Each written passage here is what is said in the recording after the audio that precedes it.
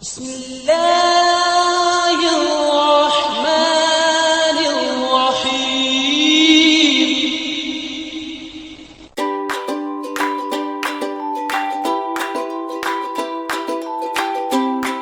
السلام علیکم۔ آج ہم آپ کے ساتھ شیئر کر رہے ہیں چاولوں کی کڑی کی ریسیپی۔ پلیز میری اس ویڈیو کو اینڈ تک لازمی دیکھیں۔ اگر آپ کو میری یہ ویڈیو پسند آئے تو پلیز اسے سبسکرائب کریں، لائک کریں، شیئر کریں اور کمنٹس کریں۔ شکریہ۔ کڑی بنانے کے لیے ہمیں چاہیے آدھا کلو گوشت، 4 عدد ٹماٹر، 2 چمچ ادرک لہسن کا پیسٹ، آدھا چمچ ہلدی، دھنیا پاؤڈر 2 چمچ، نمک حسب ذائقہ، لال مرچ 1.5 چمچ، گرم مسالہ آدھا چمچ، آدھی چھٹاک املی بھیگی ہوئی، 1 کپ آئل، 3 ٹیبل اسپون چاول، سفید زیرہ 2 چمچ اور آدھی گڈی ہرا دھنیا۔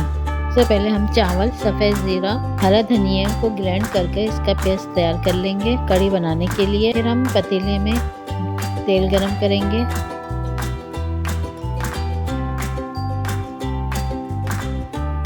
اس میں ادرک لہسن کا پیسٹ، ہلدی، گوشت، ٹماٹر اور لال مرچ، دھنیا پاؤڈر، نمک اور تھوڑا سا گرم مسالہ شامل کر کے ہم گوشت کو بھون لیں گے۔ پھر اس میں 2 گلاس پانی ڈال کر اسے گلنے کے لیے رکھ دیں گے۔ جب گوشت گل جائے تو ہم اس میں اس کی بھونائی کر دیں گے۔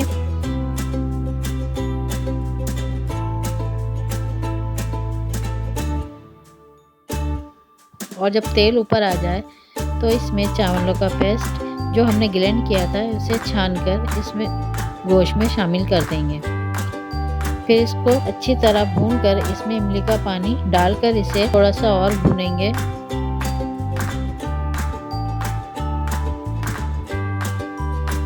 اور اسے 2 گلاس پانی ڈال دیں گے۔